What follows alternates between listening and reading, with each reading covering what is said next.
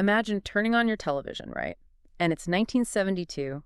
You're settling in on your couch. Maybe you've got a TV dinner on a tray, and you're watching the hit game show, To Tell the Truth. Oh yeah, massive show at the time. Everyone watched it. Exactly. The studio lights are bright, the audience is laughing, and sitting right there on the panel is this really charming, articulate man in a sharp suit. Looking completely professional, completely normal. Right. And he is just smiling for the cameras, telling the whole nation how he used to be a notorious bank robber, like a man who was once hunted on the FBI's 10 most wanted list. Which is wild to just admit on national television. I know, right? But he's telling them he's completely reformed now. He's found God, he's found a loving wife, and he's even written a book about his grand redemption. And the audience just breaks into massive applause. Because, I mean, it is the ultimate American comeback story. You know, the bad boy who finally saw the light. People eat that stuff up. They really do. But what that studio audience doesn't know, what the millions of people watching at home have absolutely no clue about, is that this same smiling man well, he's currently subjecting his family to a level of unimaginable torture behind closed doors. It's honestly horrifying to even think about the contrast there. It is, and it gets worse, because this quote-unquote reform celebrity is actively using his book tour and his whole media presence as a smokescreen, right? While he operates as one of the most ruthless, elusive serial killers in American history. Yet we are really looking at a masterclass in psychological manipulation here. I mean, a man who fundamentally understood exactly how to give society what it wanted to see. The sanitized redemption arc. Exactly. Yeah. All while hiding this profound homicidal darkness just, inches out of frame. It's chilling. It really is. So today we are taking you, our listener, on a strictly chronological, completely uncensored journey into the life, the crimes, and the eventual and honestly long overdue unmasking of Edward Wayne Edwards. And our mission with this deep dive is really to tear down the mythology that sometimes surrounds these cases. We need to look at the hard, undeniable facts. Right. We're going to examine exactly how he successfully lived this dual existence for so long and how the forensic timeline ultimately betrayed him. And to accomplish this, we are utilizing a massive stack of source material today. I'm talking criminological profiles, crime scene reports, the autopsy and physical evidence records, and some highly detailed investigative summaries from the actual detectives who cornered him. We've also got his autobiographical records, right? Like the very lies Edwards penned himself, so we can contrast those against the grim reality. Because the only way to understand a predator this absolute magnitude is to meticulously follow the timeline. You have to let the physical evidence do the talking. Definitely. But I need to pause right here, just for a second, and state something very clearly to you before we dive into all this. Nothing will be censored in this deep dive. It's going to be heavy. Extremely heavy. The sources we're working from contain severe, graphic accounts of physical, sexual, and psychological abuse, as well as some really blunt, unvarnished details of homicides. Yeah, we are confronting the facts exactly as they appear in the historical and criminal record today. Right. There's absolutely no sugarcoating what this man did. So if you are sensitive to extreme domestic violence and crimes against children, please, take care while listening. That baseline is so vital, though. We really cannot understand the depth of his pathology if we try to sanitize his behavior. I mean, the brutality is the point. It's the absolute core of who he was. Okay, let's unpack this from the very beginning. The pressure cooker. Before there was an Edward Wayne Edwards, there was Charles Wayne Murray. Born June 14th, 1933 in Akron, Ohio. Right. And the trauma in this child's life, it starts almost the second he takes his first breath. It does. The developmental timeline here presents a pretty textbook case of how severe antisocial personality disorders take root early on. The earliest documented trauma in his profile is that, as an infant, he allegedly witnessed his own mother's suicide. Process that for a second. An infant. It's catastrophic. A massive, violent disruption in early maternal attachment like that, it essentially rewires the developing brain. It sets a foundation of total instability and just a profound abandonment. And because of his mother's death, he gets pushed right into the foster care system, right? Bouncing around until he's eventually placed into St. Edward's Orphanage in Akron. Yes. And St. Edward's is where the tragedy of his circumstances really morphs into active, targeted abuse. The sources focus really heavily on his time in this institution, particularly his daily interactions with this resident administrator, a woman named Sister Agnes Marie. The records we have, both from his own later accounts and the institutional profiles, show that young Edwards developed severe nocturnal enuresis. Basically, he was a chronic bedwetter. Which, if you talk to any child psychologist today, that is one of the most glaring red flags that a child is in a state of profound anxiety. Oh, absolutely. Total trauma response. Right. You don't punish a child for that. You get them therapy, you give them support. But you have to remember, this was an orphanage in the late 1930s and early 1940s. Instead of psychological support, the administrative staff met this biological stress response with really sadistic disciplinary measures. It's so hard to read. Sister Agnes Marie repeatedly subjected a 7-year-old Edwards to public whippings, like right in front of the other children. Complete humiliation. And when that didn't quote-unquote cure him, she forced him into ice-cold showers as a physical punishment for wetting the bed. It's like trying to put out a grease fire with a bucket of water. I mean, the authorities at this orphanage probably thought they were instilling rigid moral discipline. They thought they were beating the bad out of him. But what they were actually doing was forging a highly dangerous, authority-hating predator. Exactly. You take a deeply traumatized 7-year-old, you strip away his dignity publicly, you inflict physical pain for an involuntary biological response. You aren't fixing a child. You are building a bomb. You're creating a deeply ingrained association between humiliation and authority. And the psychological profiling indicates this specific institutional abuse caused him to develop 2 major pathological traits. Which would basically define the rest of his life. Right. First, a deep-seated, violent hatred for authority figures. And second, a compulsive driving need for negative attention. Because the logic of a severely abused child often becomes, well, if I cannot get positive validation and love, I will seek out fear and punishment. Exactly. Because at least then I am visible. At least then I have some twisted form of control over the situation. And we see that play out almost immediately as he hits adolescence. His delinquent behavior isn't just, a kid acting out. It escalates with terrifying speed. Yeah, he starts by stealing bicycles. Standard petty theft. Then he graduates to Grand Theft Auto, just stealing cars. And then, and this is where it gets really dark, he crosses a massive threshold that separates a petty thief from a predator. He begins engaging in the sexual molestation of his female classmates. Which is a critical pivot in his timeline. We are watching the formation of severe sadistic impulse control right here. Going from property to people. Right. The progression from taking a bike or a car to interpersonal predatory sexual crimes against vulnerable classmates, it shows a complete erosion of empathy. It's no longer about taking things of value. It's about dominance. It's about inflicting the exact same powerlessness he felt in the orphanage onto someone weaker than him. Spot on. Naturally, this lands him in juvenile detention.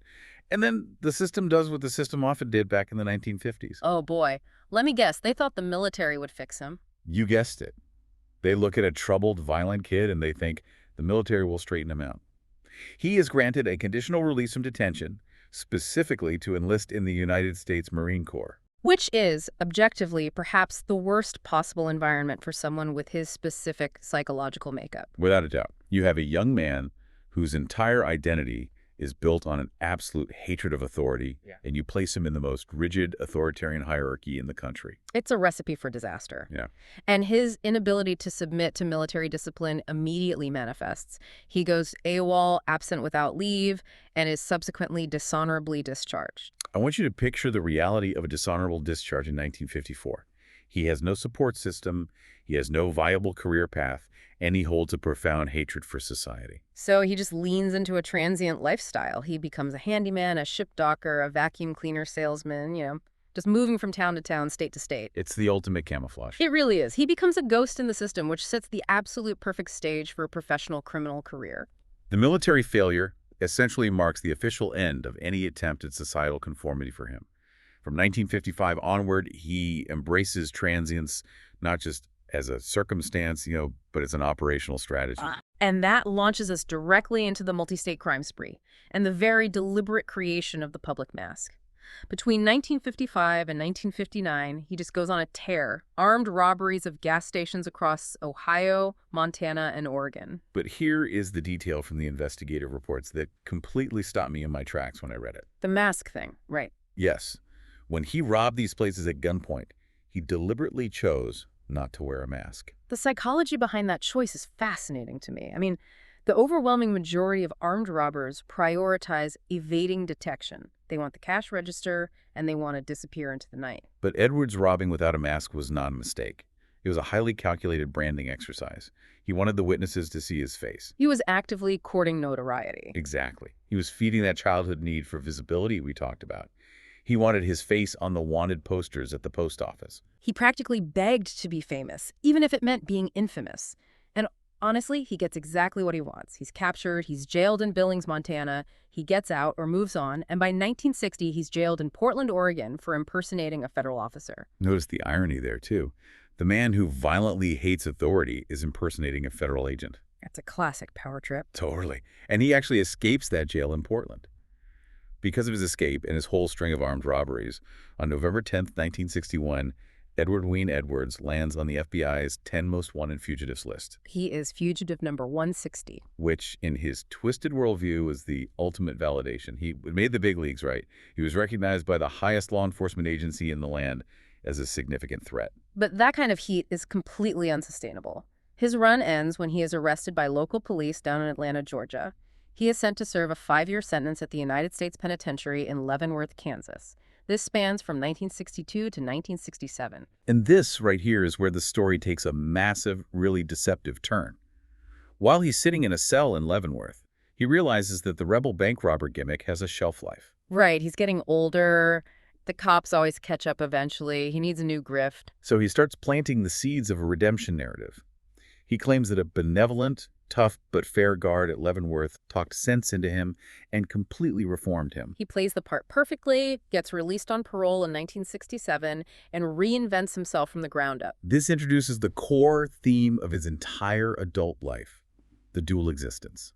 Following his parole, he meticulously constructs a public persona centered entirely on redemption. He understands that society is just desperate for proof that the penal system actually works. Exactly. So he moves back to Akron, Ohio. He's 35 years old at this point, and he meets a 21-year-old woman named Kay Lynn Hederly on a city bus. He sweeps her off her feet, they get married, and he starts presenting himself to the world as this reformed family man. He even starts touring as a motivational speaker. Visiting high schools and youth groups, supposedly steering young people away from the life of crime he used to lead. The audacity of his public integration is just staggering to me. He isn't just quietly living a normal life somewhere. He is monetizing his past. He really is. By 1972, he publishes an autobiography titled The Metamorphosis of a Criminal, the true life story of Ed Edwards. And he aggressively marketed this book, going so far as to publicly claim that FBI Director J. Edgar Hoover had personally read and approved the manuscript. Which is just a massive lie, but it sounded good on television. He takes his book on a huge national media tour. That's the TV appearance we talked about at the top of the deep dive. Right. He is on the biggest television shows of the era. He is standing in front of millions of people, openly discussing his past as an armed robber and an escapee from the FBI's most wanted list. And the media is literally throwing flowers at his feet. He weaponized the media to hide in plain sight. It is a narcissist's absolute dream scenario. He achieved fame and recognition for being a dangerous criminal, but he received praise and adoration for being, quote-unquote, reformed, all while facing zero scrutiny about his current behavior. And his current behavior, what was actually happening behind the closed doors of his home while he was out signing books, is the uncensored domestic reality we have to confront next. Yeah. The sources lay out a network of domestic terrorism that is frankly difficult to even read. While he is on TV flashing that charming smile, he is subjecting his wife Kay Lynn and their 5 children to a sustained campaign of physical, psychological, and sexual destruction. The contrast is horrifying. The public saw a motivational speaker. His family saw a tyrant who maintained absolute, terrifying control through extreme physical violence. The medical and investigative records show he brutally beat his wife Kay Lynn, right? Fracturing her jaw on 2 separate occasions. And during another violent outburst, he attacked her with a kitchen knife and nearly severed her hand. It's just relentless, and the cruelty he directed at his children was practically medieval. He didn't raise them, he subjugated them, he used them for forced labor. There's a deeply disturbing incident detailed in the sources where his 2 sons, who were only 6 and 4 years old at the time, were playing with crayons instead of cleaning their room. Just, normal little kid behavior. And Edward's response was to drag those toddlers out to the garage, loop belts through their pants, and literally hang them from the ceiling rafters. It is pure sadistic torture.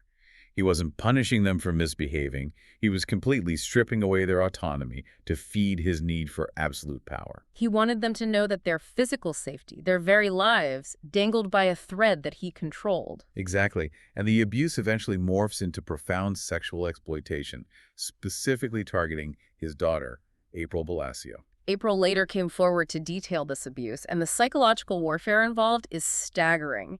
He systematically fondled her breasts, but he didn't just do it in secret. No, he forced April's mother, Kaylin, to sit and watch him do it.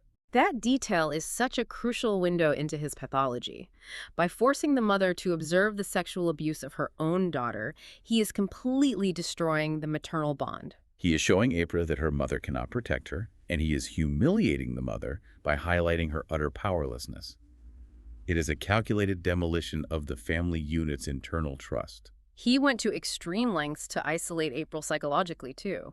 There is a specific incident where April was dating a boy, just trying to have some semblance of a normal teenage life. Edwards found out, and he violently forced a deep hickey onto April's neck. His explicit goal was to make her boyfriend see it, assume she was cheating on him, and break up with her. He was actively destroying any outside relationship she tried to form. He needed to ensure he remained the sole, dominant, controlling male figure in her life. If she had a supportive boyfriend, she might confide in him. She might escape. To make sure they never escaped and to keep this domestic terrorism completely hidden from the publishers and TV producers who were buying his whole reformed act, he isolated the family geographically. The sources trace the Edwards family's movements across more than a dozen states: Ohio, Georgia, Florida, Arizona, Colorado, Wisconsin, Pennsylvania. They never stayed anywhere long. These were not standard career relocations either. These were abrupt, frantic, middle-of-the-night flights. He would wake the family up, force them to abandon their homes, pull the kids out of school, leave all their belongings behind, and just hit the road. They lived in highly substandard, hidden environments. They squatted in tents in the woods, abandoned barns, run-down mobile homes. I have to stop and ask the obvious question here. How did this happen? How does a man who is literally on the FBI's most wanted list just write a book, get on national television, and tour the country without a single reporter, publisher, or parole officer bothering to check on his family? It's a great question. Did society just want a neat, packaged redemption story so badly that they deliberately looked the other way? It represents a profound failure of curiosity by every institution around him. Absolutely. Society loves a redemption arc because it validates our systems. The idea that a stint in Leavenworth, quote-unquote, worked, that a tough guard saved a criminal, makes the general public feel safe. It tells them the justice system functions properly. Right. Edwards understood that societal desperation for a happy ending, and he weaponized it. He gave them the story they wanted, and in return, they gave him the ultimate cover. But those isolation tactics, the constant moving in the dead of night, living off the grid to hide his domestic abuse that provided him with the perfect geographic mobility to begin the next phase of his life. The active homicidal period. Right. The domestic terror spills out into the public. Let's look at the physical evidence of his confirmed slayings. We're moving to the summer of 1977. August 8, 1977. Norton, a city in Summit County, Ohio. The victims were 21-year-old William Billy Lavaco and 18-year-old Judith Straub. Billy Lavaco was a local handyman who had actually previously worked alongside Edwards. They were associates. The bodies of Lavaco and Straub are discovered in a heavily wooded area of metropolitan Silver Creek Park. It was a secluded spot essentially used as a local dumping ground. Because of the summer heat and the remote location, they were in a state of advanced decomposition by the time they were found. And when the medical examiner and crime scene investigators processed the remains, they uncovered a very specific method of execution. The murder weapon was a handgun, highly suspected to be a heavy-duty .357 caliber revolver. Both Billy and Judith were executed at point-blank range. The anatomical target for both victims was the side of the neck. Furthermore, investigators found absolutely no trace evidence of physical bindings. No ropes, no tape, no restraints of any kind. So if we look at those details, this wasn't a prolonged captivity situation. This was a sudden violent ambush. He didn't tie them up. He just walked up and shot them. Now, decades later, when Edwards was finally cornered and confessed to this double homicide, he tried to provide a quote-unquote righteous motive. Right. He told detectives that he killed Billy Lavaco because he discovered Lavaco had sexually molested his 8-year-old daughter, April. And we must be extremely precise here, relying solely on the verified sources. The molestation of April by Billy Lavaco did, tragically, occur. However, Edwards' narrative that he was acting as a vengeful, protective father completely disintegrates under scrutiny. April Blasio later confirmed the molestation happened, but she emphatically stated she never breathed a word of it to her father. She was terrified of Edwards. In fact, she was entirely unaware that Lavaco was even dead until years later. So Edwards likely orchestrated the molestation, or at the very least allowed it to happen given his own history of sexually abusing her, and then used his daughter's trauma as a post facto justification. He wanted to sound like a vigilante anti-hero in an action movie rather than a cold-blooded murderer. Exactly. The motive he presented to police was personal grievance and parental retaliation. But his behavior immediately after the murders reveals his true, deeply disturbed psychological drivers. Simply shooting Lavaco and Straub in the woods wasn't enough to satisfy his pathology. He needed an audience. This is the part of the timeline that just chills me to the bone. Put yourself in the shoes of an 8-year-old girl. Your father, who you know is a violent, terrifying man, takes you for a casual walk through a public park. You're walking through the trees, and suddenly you, quote-unquote, stumble upon the rotting corpses of 2 people. You have no idea your father pulled the trigger. You have no idea he created this nightmare. He deliberately, methodically led his own young daughter through Silver Creek Park directly to the decomposing bodies. And then he played the hero. He contacted the local police to report the gruesome discovery. He inserted himself directly into the active double homicide investigation as the primary witness who found the bodies. Wait, you're saying he called the cops on his own crime scene just for the thrill? Doesn't that directly contradict his entire history of packing up his family in the dead of night to avoid police detection? Why the sudden shift to actively wanting the spotlight in a murder investigation? It seems contradictory until you look at the core of his narcissism. This goes all the way back to the orphanage and the unmasked bank robberies. He craves interaction with law enforcement, but only when he feels he holds all the cards. In his mind, it is the ultimate display of superiority. He gets the massive adrenaline rush of standing behind the yellow police tape, chatting with detectives, knowing he's the very predator they are hunting. He gets to play the role of the helpful, concerned citizen, completely duping the authorities. It feeds a massive God complex. And the terrifying part is, it worked. He got away with it. There was no physical evidence tying him to the gun or the crime scene at the time. Escaping detection in Ohio clearly emboldened him. He realized he could kill and walk away. But his methods, his forensic footprint, would change drastically in his next location. The timeline moves forward to 1980, the Sweetheart murders. The shift in his methodology between 1977 and 1980 is startling, and it is critical for understanding how his pathology was devolving. We are looking at August 9, 1980, Sullivan, a small town in Jefferson County, Wisconsin. 19-year-old high school sweethearts, Timothy Hack and Kelly Drew, are attending a crowded wedding reception at a local event hall called the Concord House. The Concord House is this sprawling rural venue surrounded by fields and woods. And at the time, Edward Wayne Edwards has a job there. He is employed as a caretaker and a handyman. It is the absolute perfect hunting ground for him. He has the master keys, he knows the blind spots on the grounds, and he has a completely legitimate reason to be there wandering around at night. Timothy Hack and Kelly Drew walk out of that reception and simply vanish. The community is turned upside down, but it takes 76 agonizing days before they are found. On October 19, 1980, 2 men out hunting squirrels discover their highly decomposed remains in a wooded area adjacent to a cornfield off Hustisford Road in Ixonia, Wisconsin.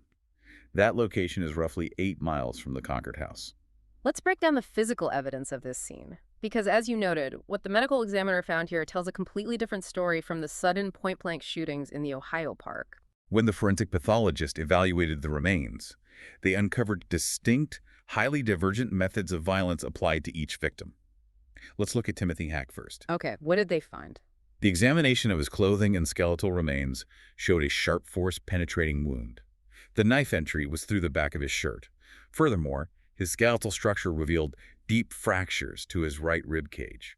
Which tells investigators immediately that Timothy Hack did not just stand there and get ambushed. He died fighting for his life. There was a brutal, desperate physical struggle. Yes. The rib fractures are consistent with a deep, violent knife wound sustained during intense hand-to-hand combat. Now, contrast that chaotic violence with the remains of Kelly Drew. The medical examiner found clear, undeniable ligature marks on both her wrists and her ankles.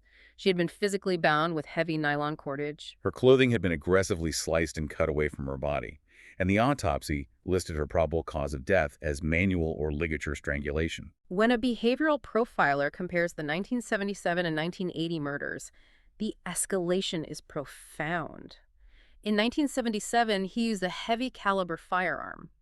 A gun provides physical distance and immediate lethal control. It's over in a second. But when a killer switches to a knife and nylon ropes, as he did with Hack and Drew, they are demanding time. They want physical struggle. They want to feel the life leave the victim. This is highly intimate, opportunistic sexual sadism. His pathology had mutated from a need for simple execution into a need for prolonged, terrifying physical dominance. Okay, let's unpack this. Here's where it gets really interesting.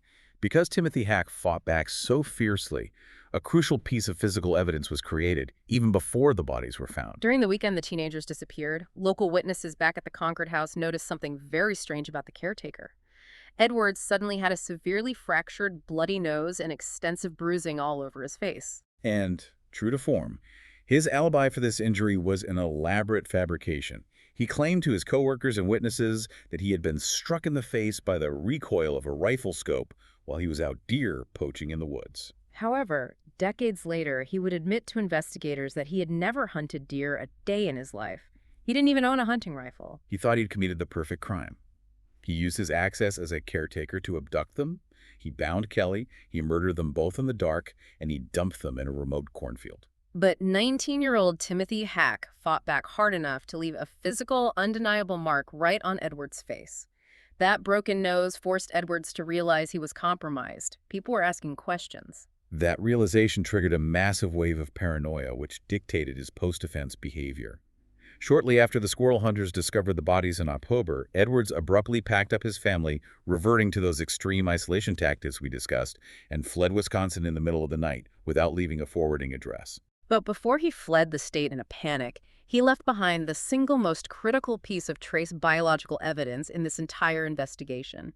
At the crime scene in the cornfield, preserved on the fabric of Kelly Drew's yellow pants, was a semen stain. In 1980, forensic DNA technology was in its absolute infancy. It was nowhere near advanced enough to extract a profile from that sample.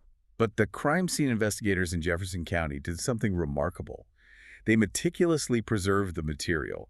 They didn't have the science to use it yet, but they understood that this biological fluid was the key to the entire case. They locked it away in an evidence vault, waiting for the future to catch up. Fleeing the heat in Wisconsin meant relocating the family yet again. This time he drags them to Pennsylvania. And this brings us to a chaotic period spanning 1982 to 1996. We see his crimes devolve from organized sexual sadism into purely destructive, reckless, and eventually transactional exploitation. It highlights the terrifying adaptability of his psychopathy. He wasn't tied to one specific MO. In 1982, the family is living in Portersville, Pennsylvania, in a rented house. Edwards decides he needs quick cash, and he wants to secretly sell off the valuable antique furniture that belonged to his landlord, which came furnished with the rental property. He steals the furniture, pawns it off, and then, to cover up the theft of a few couches and tables, he forces his young sons to help him burn the entire rental house to the ground. Let's just pause and absorb the sheer insanity of that. He commits massive arson, displaces his own family, and destroys an entire property just to cover up stealing furniture. It perfectly illustrates his complete lack of proportionality. The catastrophic consequence to others, even his own children, means absolutely nothing compared to achieving his immediate selfish objective. However, his operational security, which he prided himself on, completely failed him here. Fire investigators combing through the ashes recovered a discarded shirt belonging to Edwards near the perimeter of the fire's origin point. He's arrested, convicted of arson, and serves a 2-year prison sentence in Pennsylvania. You would think, after surviving multiple murder investigations and finally going down for arson, he might lay low upon release. But no, the absolute brazen arrogance of this man peaks in 1993. This is one of the most phenomenal details in the historical record. In 1993, Edwards sits down and types a formal, demanding letter directly to the FBI. He is requesting massive amounts of administrative and investigative records across 19 different states under the Freedom of Information Act. His cover story. He claims he's a legitimate author researching a book on major criminal figures like the mobster Tony Provenzano, Charles Manson, and the disappearance of Jimmy Hoffa. He is literally poking the bear. The FBI hunted this guy in the 1960s. He escaped their grasp. He is secretly dropping bodies across the Midwest, and now he is writing them letters asking for favors. But while he's playing pen pals with federal agents and pretending to be a true crime author, he is methodically setting up his most calculated, cold-blooded murder yet. Following his release from the Pennsylvania prison, Edwards eventually migrated back to Ohio. There, he integrated himself into the community and became a foster parent to a young man named Daniel Glackner. Everyone called him Danny Boy. Danny was actually a close friend of Edwards' youngest son. Danny absolutely idolized Edwards. He looked at this man and saw the TV persona, the reformed author, the motivational speaker, the father figure he never had. Danny respected him so much that he went to court and legally changed his last name to Edwards. And how does Edward Wayne Edwards repay that profound loyalty? He encourages Danny to enlist in the military. He plays the proud father, helping him study for the entrance exams. But there is a deeply sinister, very specific catch to this paternal encouragement. Edwards orchestrates it so that upon enlisting, Glackner takes out a maximum value military life insurance policy. The payout in the event of his death was $250,000, $250,000. And Edwards made absolutely sure that the paperwork named himself Edward Wayne Edwards as the sole beneficiary. Danny goes off to basic training, but he suffers a physical injury. He's scheduled for an administrative medical discharge. The military is sending him home. And Edwards instantly realizes the financial math. If Danny's discharged, he is no longer active duty. That massive military life insurance policy is going to lapse. The $250,000 is going to vanish into thin air. So in May 1996, Edwards makes a business decision to execute his own foster son. When we look at the physical evidence of this crime, it is brutal, precise, and highly efficient. The weapon was a firearm, suspected to be a shotgun or high-powered rifle. Edwards shot Glackner directly in the cranial cavity, point-blank to the head, killing him instantly. He blows the kid's head off, drags the body into the woods, buries him in a shallow grave practically in his own backyard in Ohio, and then has the nerve to call the police and report him missing. The body isn't found until a year later in a severe state of decay. It's like looking at a human spreadsheet where the life of a boy who literally took your last name out of love is just a line item to be liquidated for cash. This brings us back to the psychological concept of his shifting operational motive. We have seen personal grievance in the thrill of the investigation in 1977. We have seen opportunistic sexual sadism and a desire for physical struggle in 1980. Now, in 1996, the motive is purely transactional and financial. There is no sexual element, no elaborate staging in a park. It is a premeditated clinical execution designed strictly to secure a payout. And it worked. He collected the $250,000, and he and his wife used that blood money to comfortably relocate to Arizona. He got away with the insurance fraud. He got away with executing his foster son. But while he was living comfortably in the Arizona desert, the biological clock on his 1980 crime in Wisconsin was ticking louder and louder. Forensic science was finally catching up to him. Which brings us to the unraveling of his entire dual existence. The incredible intersection of modern genetic analysis and a daughter's immense courage. We're looking at the critical years between 2007 and 2011. For nearly 3 decades, the Jefferson County Sheriff's Department in Wisconsin had nothing but a frustrating cold case. Timothy Hack and Kelly Drew were dead. Their families were shattered, and the killer was a ghost. But remember that semen stain, the one meticulously preserved on Kelly Drew's yellow pants back in 1980. In 2007, the investigative landscape completely shifted.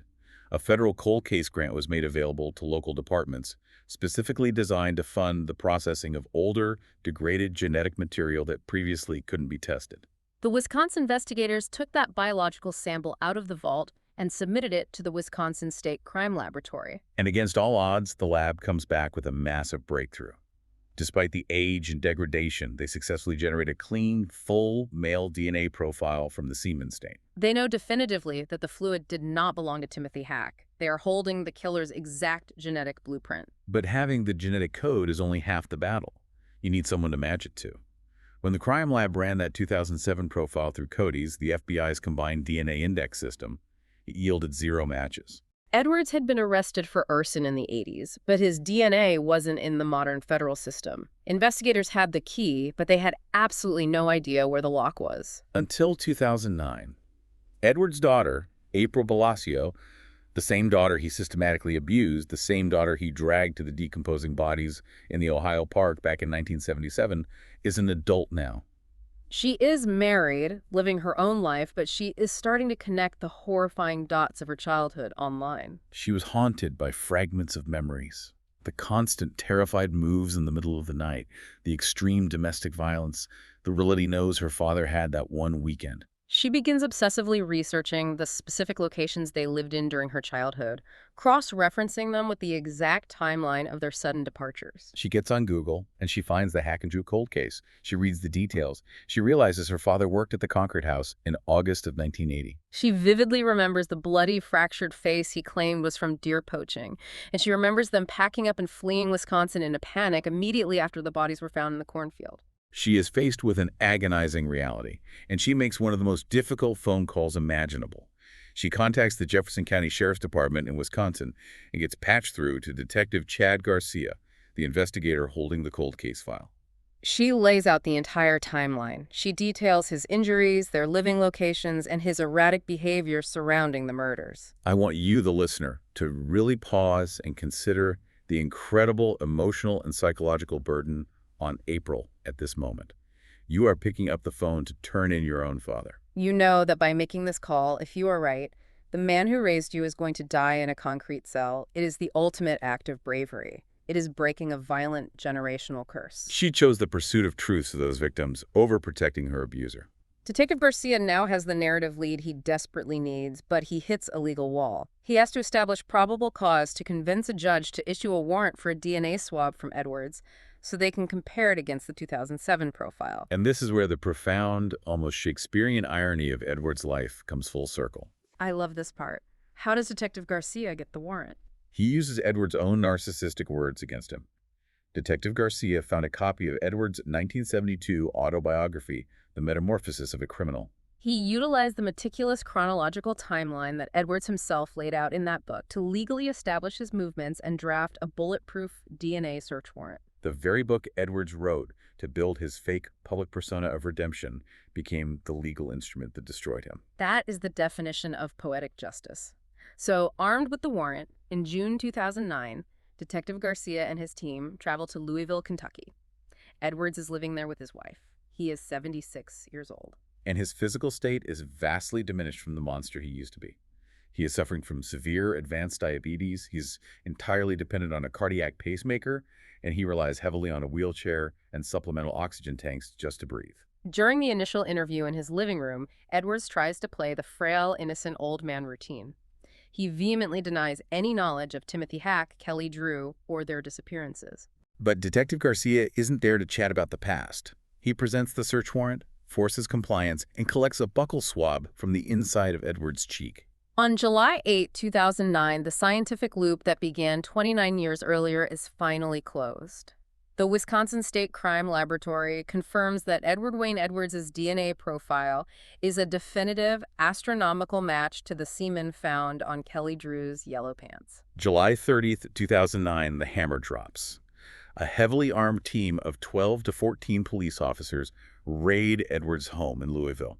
And because of his extensive medical needs, the police actually have to confiscate and use his own customized wheelchair-accessible van to transport him to the county jail.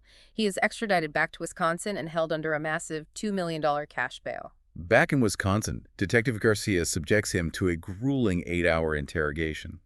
Initially, Edwards tries to negotiate the physical evidence. He tries to claim he had consensual sex with Kelly Drew behind the Concord house on the night she vanished, attempting to explain away the semen. But Garcia relentlessly presses him on the violence. As the pressure mounts, the facade finally crumbles. He confesses to the murders of both teenagers. And once that dam breaks, it triggers a massive confession cascade. Following intense multi-jurisdictional plea negotiations in June 2010, he officially pleads guilty to the Wisconsin murders. Almost immediately after, he confesses to the 1977 Ohio murders of Billy Lovaco and Judith Straub in the park. He receives multiple life sentences. But Wisconsin does not have the death penalty. And Edwards, in a chilling final bid to maintain ultimate control over his own destiny, decides he wants to be executed. He doesn't want to rot in a medical ward. To achieve this, he confesses to the 1996 murder of his foster son, Daniel Glockner, in Ohio, a state which still actively maintained capital punishment. He plays the legal system one last time to script the ending he wants. On March 8, 2011, an Ohio court obliges him, sentencing him to death by lethal injection for Danny's murder. But fate, it seems, had a different plan. Exactly 1 month later, on April 7, 2011, Edward Wayne Edwards dies of natural causes at the Corrections Medical Center in Columbus, Ohio. He was 77 years old. He died before the state could execute him. The DNA evidence definitively closed his known cases and ensured he died behind bars. But his sudden death, combined with his transient history across 19 states and his own grandiose claims over the years, opened the floodgates for a wave of wild, unprecedented speculation in the true crime community. Which leads us into the final phase of our deep dive. Fact versus fiction. Debunking the myths and looking at the real forgotten cold cases. Because almost immediately after Edwards died, a former Great Falls police detective named John A. Cameron essentially built a cottage industry, arguing that Edwards was the most prolific, omnipresent serial killer in American history. Cameron wrote extensive books and participated in highly publicized television docuseries, such as It Was Him, The Many Murders of Ed Edwards. He bypassed the verified facts and attempted to link Edwards to a staggering, almost comical list of the most high-profile, unsolved murders of the 20th and 21st centuries. We're talking about the biggest names in the history of true crime. Cameron went on television and claimed Edwards was a Zodiac killer in Northern California. He claimed Edwards murdered Elizabeth Short, the infamous Black Dahlia, in Los Angeles in 1947. He claimed Edwards was responsible for the 1975 disappearance of Teamsters boss Jimmy Hoffa. He pointed the finger at him for the 1996 murder of 6-year-old JonBenet Ramsey in Colorado. And he even claimed Edwards orchestrated the 2002 murder of Teresa Halbach in Wisconsin, framing Stephen Avery. This raises an important question. We have to ask why a narrative like that gains such massive traction. Why do people buy books that make these claims? It's because society finds comfort in the idea of a singular supervillain. If one evil genius committed all these famous crimes, it means the world isn't chaotic, it's just plagued by one bad man. Criminologists, investigative journalists, and importantly, his daughter April Blasio have heavily criticized these theories. They describe Cameron's claims as half outlandish conspiracy theory, half a portrait of a detective's unhealthy obsession. Trying to pin the Zodiac killings or the Black Dahlia on Edwards is like trying to force a confession out of a ghost. You are completely ignoring the physical evidence and the laws of physics just to write a Hollywood ending for your book. The pushback on this is rooted in basic, undeniable timeline forensics. Precisely. Let's look at the chronological impossibilities. Elizabeth Short, the Black Dahlia, was brutally murdered in Los Angeles in 1947. Edwards was 14 years old at the time. He was a bedwetting teenager living in an orphanage in Akron, Ohio. There is zero evidence, travel records, or logical means placing a 14-year-old boy in California committing a highly sophisticated surgical bisection of a body. And what about the Teresa Halbach case, the one that was featured in the massive Netflix documentary Making a Murderer? By the time of Teresa Halbach's tragic murder in 2002, Edwards was nearly 70 years old. He was severely physically disabled, suffering from failing health, morbidly obese, and living under close supervision by his family. The idea that a man in a wheelchair executed a complex, multi-layered forensic frame-up of Stephen Avery in an auto salvage yard is highly implausible, bordering on the absurd. Cameron also leans heavily on the infamous Zodiac cipher to prove his point. The My Name is cipher sent by the Zodiac contains exactly 13 characters. Cameron claims that the name Edward Edwards fits that 13-character cipher perfectly, which he says proves he was the Zodiac. But cryptography experts and federal investigators have completely debunked that methodology. A 13-character string without a definitive cipher key can mathematically accommodate tens of thousands of common English names.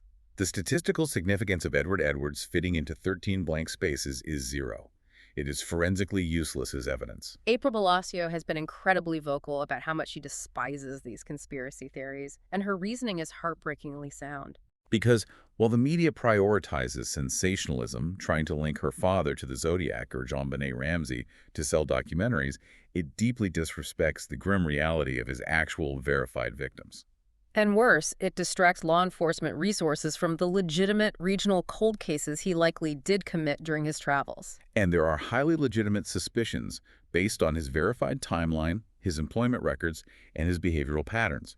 Midwestern law enforcement agencies have identified several local, deeply tragic cold cases that align perfectly with his geographic movements and his mutating pathology. Let's talk about those cases. Let's name them, because these are the real people, the real families who deserve the spotlight and the resources, not the Hollywood myths. First, in 1974, there is the disappearance of Kathy Schoberg. She was a 17-year-old girl who vanished without a trace on June 6th after attending a high school prom party. And where was that party held? The Concord House in Sullivan, Wisconsin. The exact same rural venue where Edwards was later employed, and the exact same location where he abducted Timothy Hack and Kelly Drew just 6 years later. The geographic overlap and the situational similarities young people at a party at the Concord House are profound and highly suspicious. Then there is the homicide of J. Kelly Flom in 1979. He was an 18-year-old kid. He's found shot in the back of the head, and his body was dumped in a ditch in Ixonia, Wisconsin. That specific location in Ixonia is very close to where the decomposing bodies of Hack and Drew were later dumped by Edwards. The Flom case remains entirely unsolved.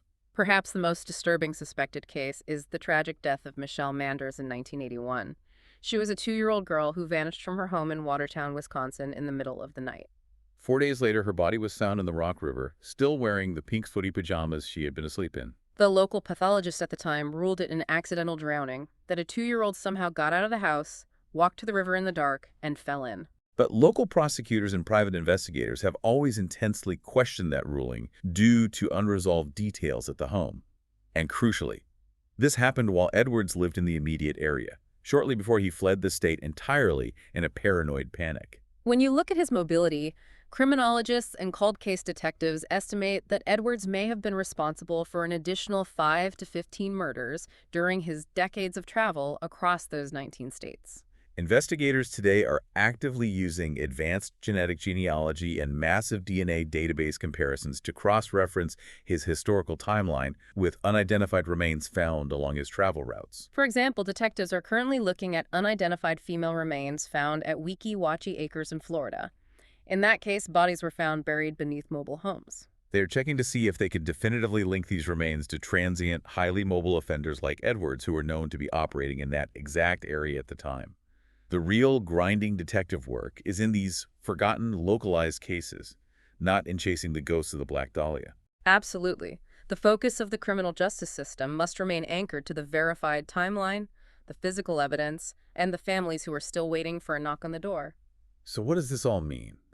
We've traced a life from the horrific institutional abuse of a 1930s orphanage through cross-country armed crime sprees, a nationally televised fake redemption, to a string of brutal, calculated murders. Edwards used his natural charm, the complicity of a gullible media, and a carefully crafted false narrative to mask a predator who hid right in our neighborhoods, our public parks, and our local event halls. The overarching lesson of Edward Wayne Edwards is that human intuition can be, and often is, easily manipulated. The television audiences who applauded him, the parole boards who signed his release papers, the publishers who printed his book without verifying his life, they all desperately wanted to believe the mask. They wanted the happy ending. But forensic science, the microscopic DNA on a piece of clothing preserved for decades in a vault, and the immense, world-shaking bravery of survivors like his daughter April, those are the ultimate truth tellers. They strip away the mask when intuition fails. We rely so heavily today on digital footprints. We rely on criminal databases, on the CODIS system, on instant background checks, on cell phone tower tracking to catch killers. It gives us that sense of modern security, a feeling that nobody can truly hide anymore. But Edward Wayne Edwards was a transient chameleon who operated in a purely analog era. He crossed state lines on back roads, he reinvented his persona in every new town, and he committed unspeakable horrors long before computers could easily connect the dots of his crimes. It makes you wonder how many other reformed individuals from that analog era used the very lack of connected data to slip quietly into history, leaving their tree faces unseen and their darkest secrets buried in shallow graves across the country.